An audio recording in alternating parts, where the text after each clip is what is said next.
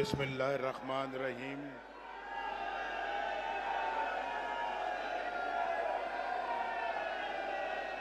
मोहतरम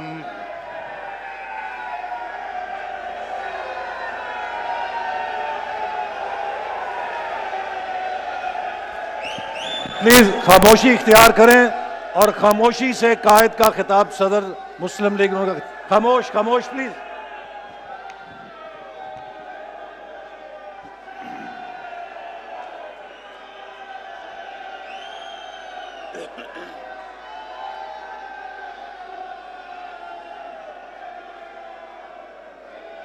आसन इकबाल साहब ने कहा है कि आप खामोशी इख्तियार करें। मैं ज़रा आसन इकबाल साहब से पूछना चाहता हूं कि आसन इकबाल साहब, साकिब निसार ने मुझे ज़िंदगी भर के लिए मुस्लिम लीग की सदारत से हटा दिया था, ये वापस लेके आए तो खामोश क्यों बैठे हैं?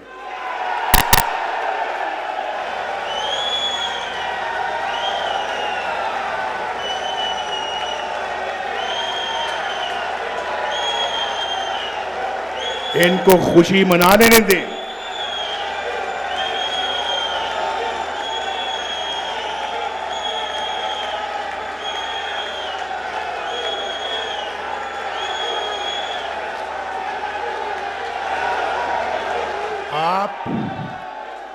आपने खुशी मनानी है, इसलिए नहीं कि नवाज शरीफ आज दोबारा अल्लाह के फजल करम से मुस्लिम लीग का सदर बना है।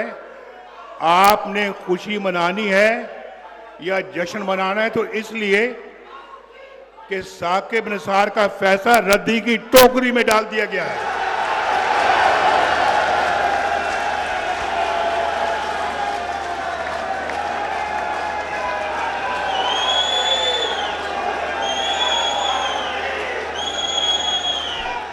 बुलाएं जरा उनको, आज बुलाएं जिन्होंने फैसला किया था कि नवाज शरीफ को हमेशा के लिए फारिग किया जाता है। आज नवाज शरीफ अल्हम्दुलिल्लाह फिर खड़ा है आपके सामने।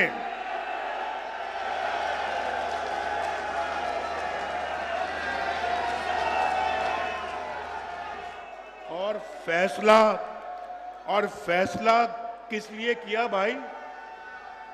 किस वजह से फैसला किया कि नवाज शरीफ, तुमने अपने बेटे से तनख्वाह नहीं ली। सुन लो जरा, ये भोंडा, ये जो जिस पे फैसला किया गया कि नवाज शरीफ तुमने अपने बेटे से तनख्वाह नहीं ली। भाई बेटे से नहीं ली ना मैंने, तुम्हारे बेटे से तनख्वाह तो नहीं मांगी थी मैंने।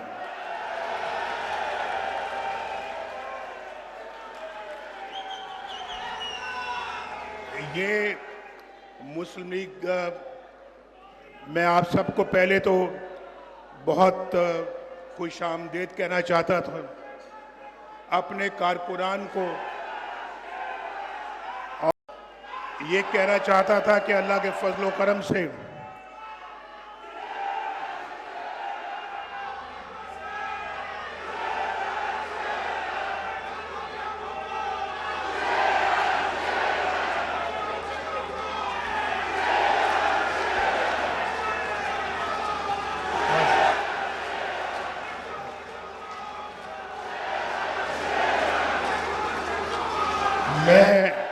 आप खुशी मना रहे हैं, मैं रोकना नहीं चाहता। थोड़ा सा मेरी बातों को सुन लें। अब आप सुनिए। आज कई बरसों के बाद मैं आपसे मिल रहा हूं। ये मुस्लिम लीग नून की रूह है। आप मुस्लिम लीग नून के चलाने वाले, उसकी बुनियाद रखने वाले और उसकी पासदारी करने वाले लोग बैठे हैं यहाँ पर, और मुझे आप पे बड़ा फ़ख्र है, बहुत फ़ख्र है। आंधी आई, मींह आया, बरसात आई, गर्मी आई, सर्दी आई, आपने कभी किसी चीज़ की परवाह नहीं की। मुस्लिम लीग का झंडा आपने हाथ में थमाए रखा और मैं इस पे आपको दिल की गहराइयों से अपने कारकुनों को मुबारकबाद देता हूं। आपके साथ साथ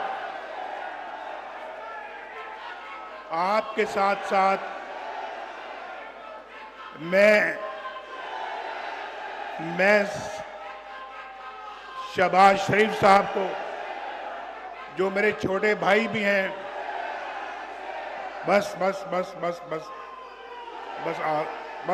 अब 2 मिनट जरा सुन लें। आपके साथ साथ मैं मोहम्मद शहबाज शरीफ साहब को भी, जो मेरे छोटे भाई भी हैं, दिल की गहराइयों से मुबारकबाद पेश करता हूं।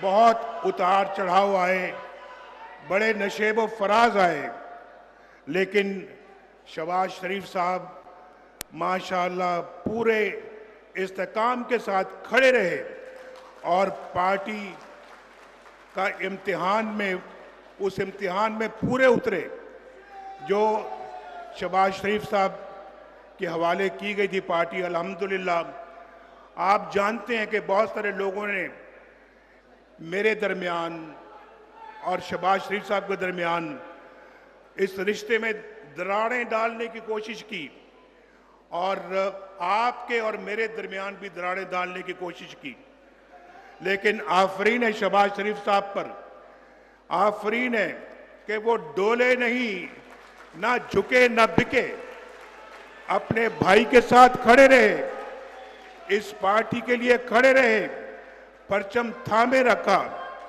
और मुझे इसलिए उन पे फख्र है, उन पे नाज है और ये बहुत खुशी की बात है कि आज माशाअल्लाह अपनी जिम्मेदारी फिर उन्होंने मेरे कंधों पे डाली है।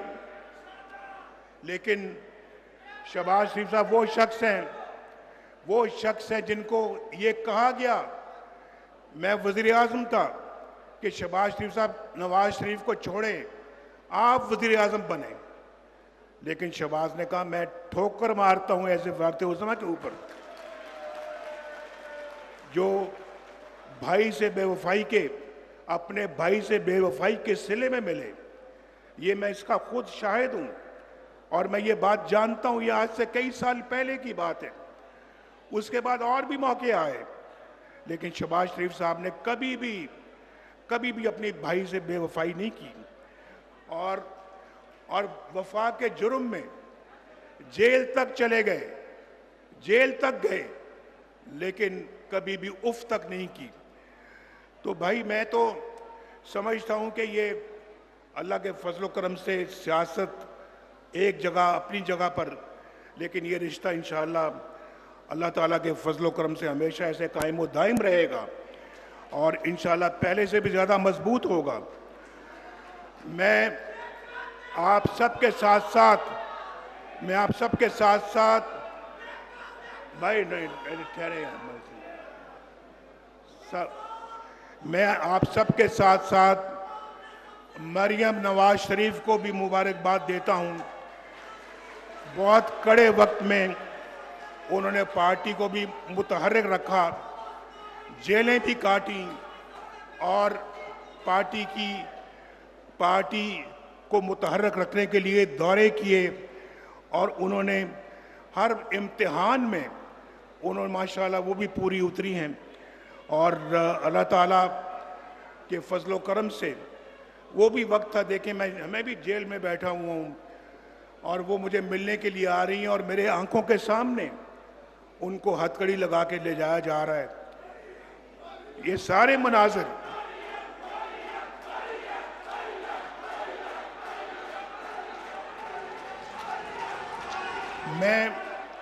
मैं बात कर रहा हूं, मैं उनके साथ साथ हमजा शहबाज की भी बात करना चाहता हूं, जिन्होंने बड़ी जवामर्दी के साथ जेल काटी, सजा काटी, कभी उफ तक नहीं की, बड़ी जुर्रत के साथ और बहादुरी के साथ उन्होंने जेल काटी। ये सब कुछ किस लिए था? ये आप सब के लिए, अपनी पार्टी के लिए, अपने मुल्क के लिए था।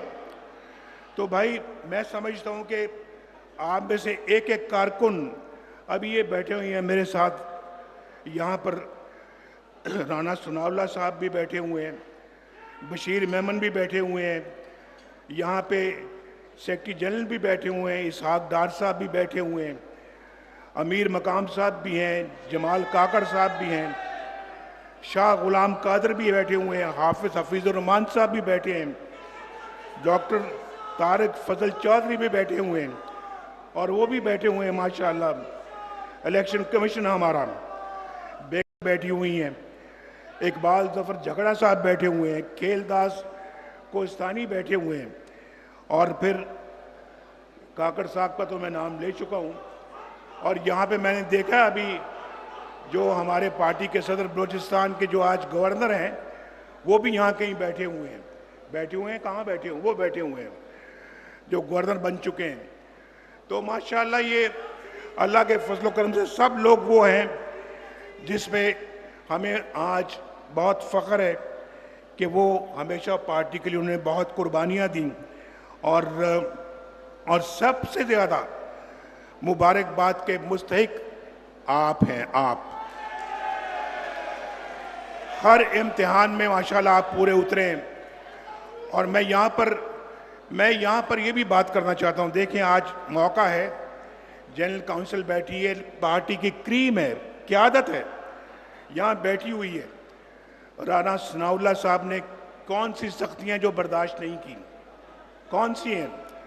ख्वाजा साद रफ़ीक साहब है, कौन सी सख्ती जो बर्दाश्त नहीं की उन्होंने, और क्या क्या जुल्म नहीं झेले इन्होंने जेलों में। हनीफ अब्बासी साहब हैं, इसहाक डार साहब हैं, आसन इकबाल हैं, ख्वाजा आसिफ हैं, और फिर हमारे एक दोस्त शाहिद खाकान अब्बासी भी हैं जिन्होंने बड़ी मुसीबतें झेली हैं। 1999 में मेरे साथ जेलें काटी हैं, कभी उन्होंने उफ तक नहीं की, बड़ी बहादुरी के साथ काटी हैं। फिर उसके बाद ख्वाजा सलमान रफ़ीक हैं, तलाल चौधरी हैं, मियाँ जावेद लतीफ़ हैं, निहाल हाशमी हैं, आहद चीमा है, और मेरा छोटा सा भतीजा है यूसुफ अब्बास शरीफ, उसने भी इस उम्र में जेलें काटी।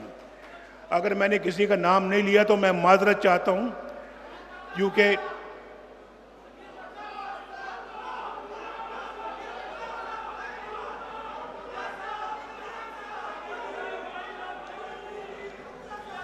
बहरहाल मैं समझता हूँ ये सब लोग जो है ये पार्टी के इंतहाई कीमती असासा है।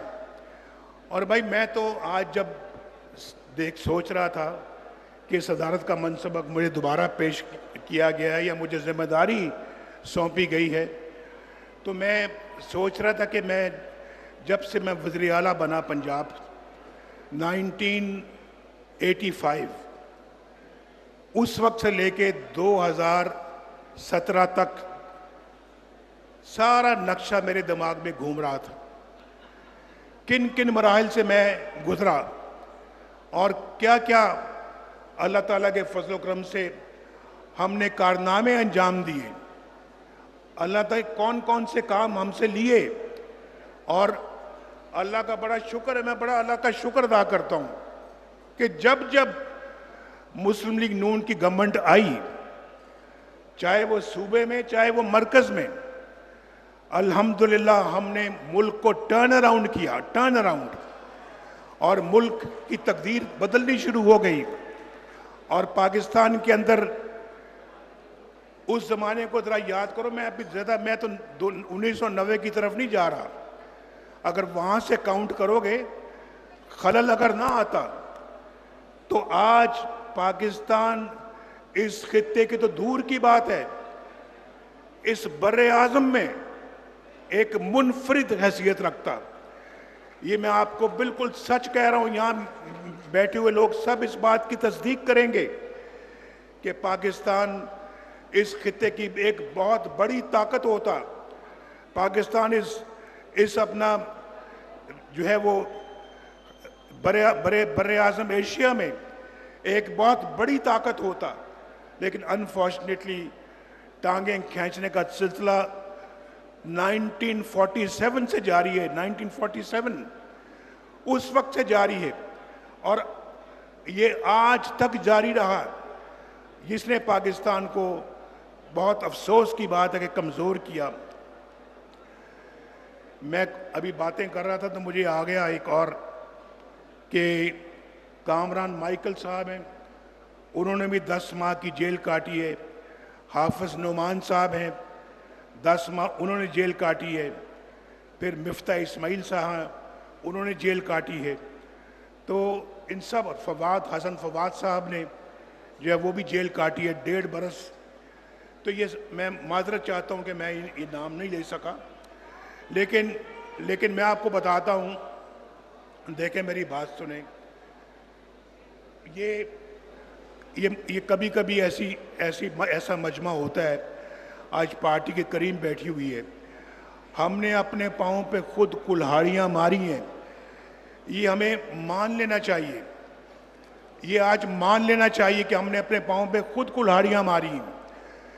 मैं ईमानदारी से कहता हूँ, ईमानदारी के साथ, कि 1990 में जब मैंने हुकूमत संभाली मरकज़ में और वज़ीर-ए-आज़म अल्लाह के फजल से बना, अगर खलल ना आता, बीच में टांगें खींचने वाले लोग ना आते, आज पाकिस्तान में गुर्बत नाम की कोई चीज़ ना होती। गुर्बत नाम की कोई चीज़ ना होती, बेरोजगारी नाम की कोई चीज़ ना होती। आज पाकिस्तान खुशहाल तरीन मुल्क होता। आज डॉलर भी, मेरे ज़माने में 104 पे था, मैं उसी की बात करूंगा, मैं आज की बात नहीं करता, या 6 महीने या साल 2 साल पहले की बात नहीं करता। मेरे ज़माने में 104 था। आप यकीन करें कि 104 पर भी ना डॉलर पहुंचता। डॉलर आज भी कहीं 50 रुपए के लगभग होता। ये मैं बिल्कुल ठीक कह रहा हूं। और पाकिस्तान जो है वो तरक्की की रफ्तार में सबसे आगे होता। ज़रा मुलाहिज़ा फरमाएं, मैं 1990 में नहीं जा रहा, अगर मैं जाऊंगा तो बहुत कुछ कहना पड़ेगा। 2017 में आ जाए। मैं बताता हूं, कौम को भी पता लगना चाहिए, हमारी कौम की याददाश्त कमज़ोर है। कमज़ोर है, ये नहीं समझती किसी इसने क्या किया और ये शख्स क्या कर गया है, उसने क्या तामीर किया और इसने क्या तबाही की है। आटा मैं 35 रुपए छोड़ कर गया था। मैं फिर दोबारा गिनवा देता हूं क्योंकि सबकी याददाश्त कमज़ोर होती है। रोटी 4 रुपए की थी, चीनी 50 रुपए की थी, पेट्रोल 65 रुपए लीटर था, डॉलर 104 का था, सोना 50,000 रुपये तोला था, सब्जियां 10-10 रुपए किलो मिलती थीं, बेरोजगारी का खात्मा हो रहा था। हमारे हाथ में कोई कशकोल नहीं था, कोई कशकोल नहीं था। यकीन माने कभी कशकोल लेकर हम नहीं गए कि हमें इतने पैसे दे दो, हमें इतना इमदाद दे दो, हमें इतनी ग्रांट दे दो, कभी नहीं। अपने जोरे बाजू पे सारे काम किए, अल्हम्दुलिल्लाह, अपने वसाइल से सारे काम किए।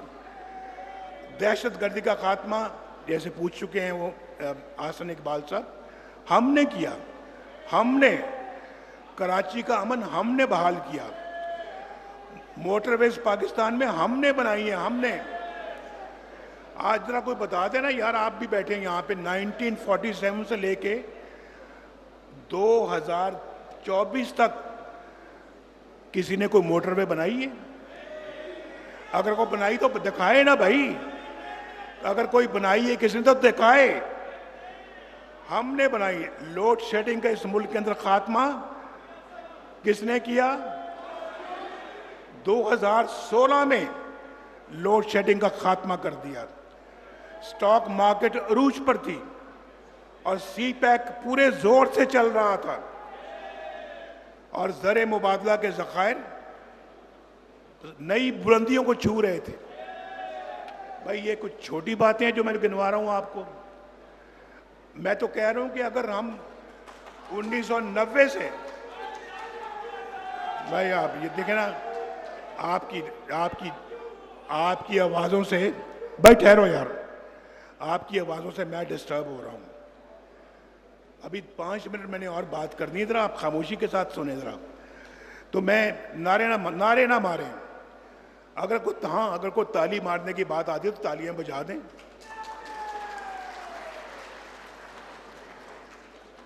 लेकिन पाकिस्तान की खुशहाली सिर्फ 4-5 लोगों ने छीन ली, करोड़ों आवाम को उस खुशहाली से महरूम कर दिया। मैं आज उनसे पूछता हूं कि क्या भी ये कोई बात थी कि आपने बेटे से तनख्वाह नहीं ली तो लिहाजा आप वज़ीर आज़म हैं, आप घर जाएं, छुट्टी करें? कौन से मुल्क में ऐसे फैसले होते हैं? और मुझे बताइए, पाकिस्तान के अलावा आप किसी और मुल्क का नाम ले जहां ये ऐसे फैसले होते हैं? बताएं जरा, बताएं। या तो होता ना कि मैंने 460 अरब रुपए का डाका मारा था अल कादर ट्रस्ट, जो भी आप जानते हैं ना, अल कादर ट्रस्ट, जो इमरान खान का जो ट्रस्ट है, 460 अरब रुपए की मैंने हेरा फेरी की थी। उस पर अगर आप मेरी छुट्टी कराते तो कोई मुझे भी गिलाना होता, शायद कोई मेरा हमदर्द भी ना मिलता पाकिस्तान में। लेकिन आप मेरी छुट्टी करा रहे कि मैंने बेटे से तनख्वाह नहीं ली। ये कौन से मुल्क में ऐसा फैसला होता है? ये इन लोगों ने पाकिस्तान को तबाह बर्बाद किया। इन लोगों ने, ये वो लोग हैं, ये 4-5 लोगों ने आपके मैंडेट को तबाह बर्बाद किया। आज क्या आप लोगों को थोड़ी बहुत शर्म आती है या नहीं आती? आपने हमारी पार्टी का सत्यानाश कर दिया और उस वक्त आपने झूठे केसेस में हमें मुलव्विस किया। 150 पेशियां मैंने भुगती, 150 पेशियां मरियम ने भुगती और हमें सजाएं, झूठी सजाएं दे दी आपने। और अभी वापस आए हैं तो आला अदलिया ने उन केसों को उठाकर बाहर फेंका कि ये तो केस झूठे हैं।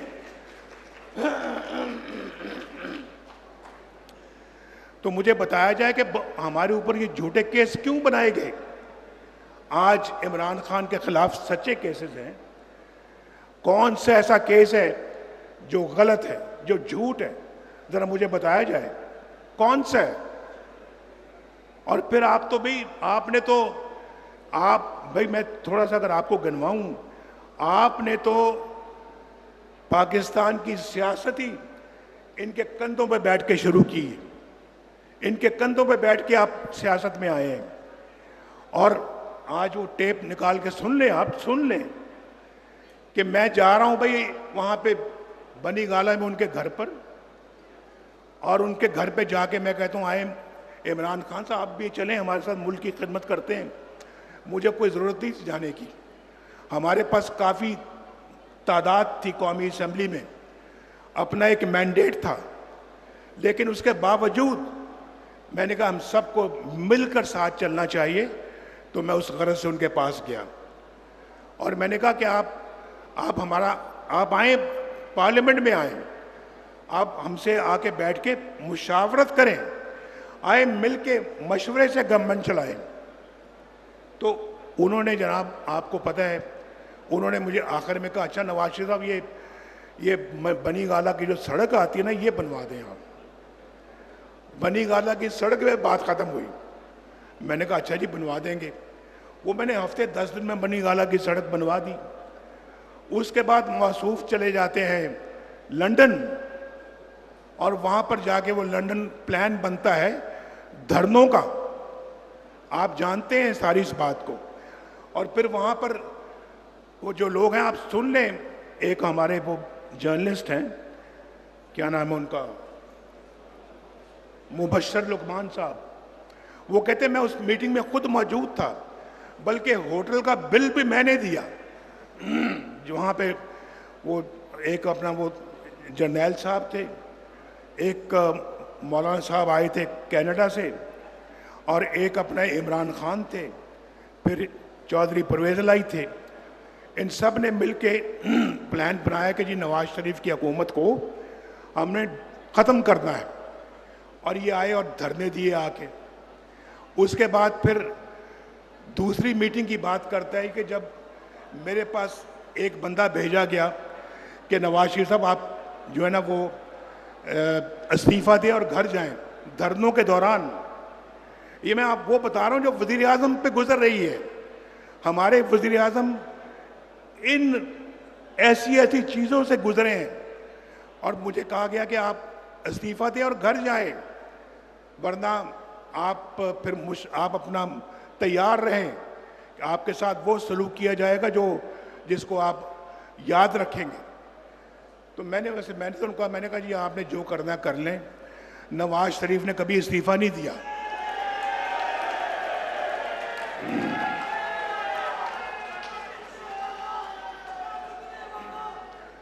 तो सुन लें बस भाई।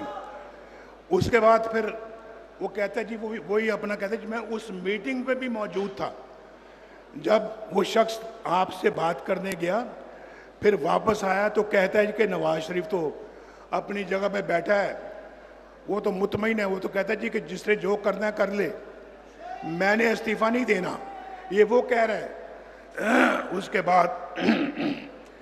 उसके बाद फिर वो मौसूफ जो हैं वो ये कहते हैं, मैं आपको बता रहा हूँ, वो ये कहते हैं जी कि भाई ज़रा देना, अगर वो कहाँ है कागज़। हाँ वो कहते हैं, वो सुन ले वही जो लंदन गए थे जर्नैल ज़हीरुल इस्लाम, वो कहते हैं कि हमने अपनी खुद बात करता है, सुने ज़रा मुलाहिज़ा फरमाएं। हमने मुख्तलिफ पार्टियों को ट्राई किया, ख्वाजा साहब इधर तवज्जो, हमने मुख्तलिफ पार्टियों को ट्राई किया, हमने तीसरी फोर्स को अलाउ किया। वो तीसरी फोर्स हमें लगा कि शायद डिलीवर कर सकती है, और वो सिस्टम, वो कह रहे हैं कि और वो सिस्टम हमें पीटीआई के अंदर नजर आया। इमरान खान साहब, आप सब बातों को छोड़ें, आप हमें ताना देने से पहले या हम पर उंगली उठाने से पहले आप हमें बताएं कि ये तीसरी फोर्स जो है वो आप नहीं थे। बताएं जरा, बता दें आज। अगर वो आप नहीं थे तो मैं सियासत से रिटायर होकर घर चल जाने को तैयार हूं।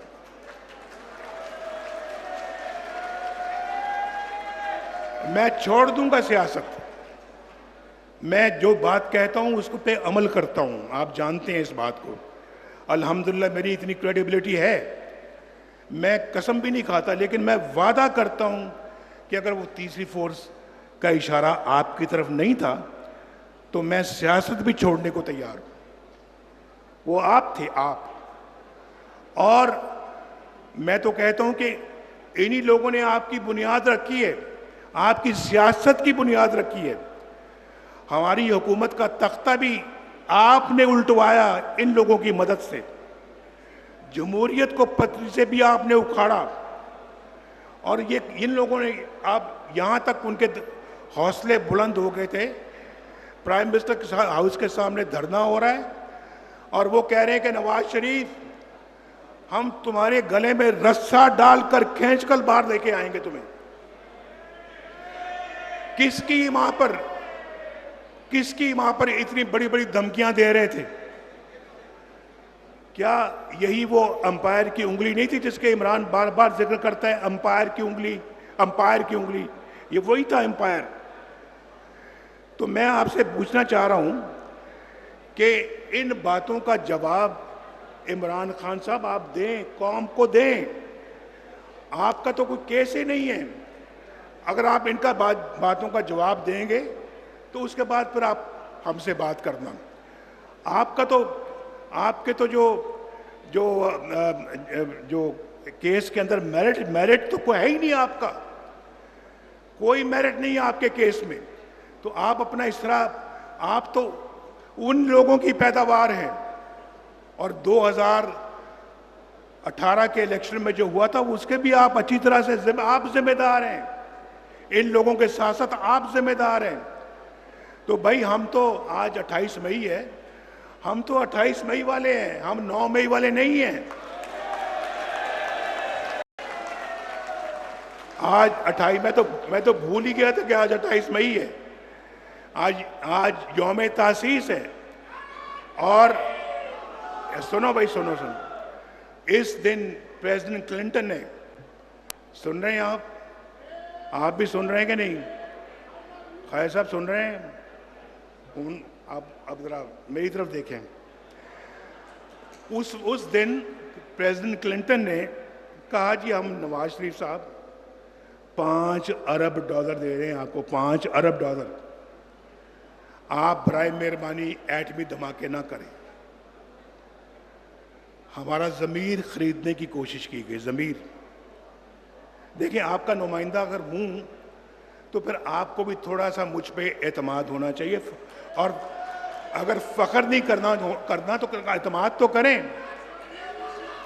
मैंने उनको कहा, मैंने कहा क्लिंटन साहब, हमारे ज़मीर का सौदा ना करें, हम बिकने वाली कौम नहीं है।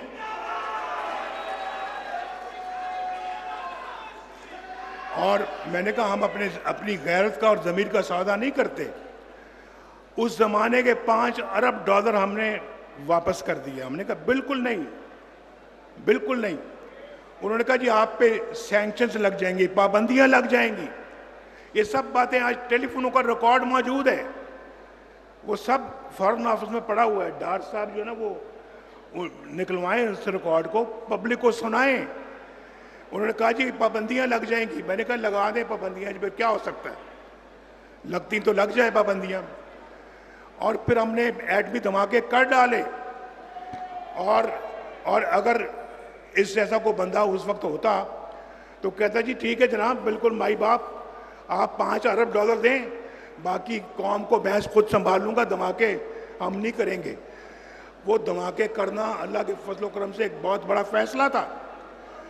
और वहाँ पर आप जानते हैं कि वहाँ इंडियन पार्लियामेंट में ये खबर दी गई कि पाकिस्तान ने 5 धमाकों से आज जवाब दे दिया है हमारे धमाकों का।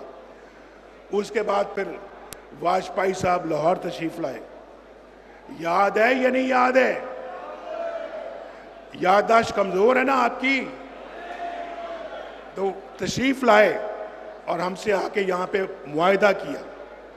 ये अलग बात है कि हमने मुआहदे की खिलाफ वर्जी की, उसमें हमारा कसूर है, उसमें हम कसूरवार हैं। लेकिन अब अल्लाह के फजल करम से शहबाज शरीफ साहब दोबारा इस मनसब पे फायज हुए हैं। मेरी दुआएं हैं इनकी कामयाबी के लिए। और मैं समझता हूँ कि जी ये पाकिस्तान के हालात का रुख मोड़ें। अल्लाह ताला का बड़ा शुक्र है कि माशाल्लाह महंगाई कम हो रही है, रोटी की कीमत कम हो रही है, सब्जियों की कीमत कम हो रही है। आज सुबह टीवी देख रहा था मैं कि घी का रेट कम हो रहा है, घी का रेट कम हो रहा है। और माशाल्लाह स्टॉक एक्सचेंज फिर बुलंदियों को छू रही है। तो शहबाज शरीफ साहब आपको भी मुबारक हो, मरियम को भी मुबारक हो, आपकी हुकूमतों को भी मुबारक हो, आपके सब साथियों को मुबारक हो।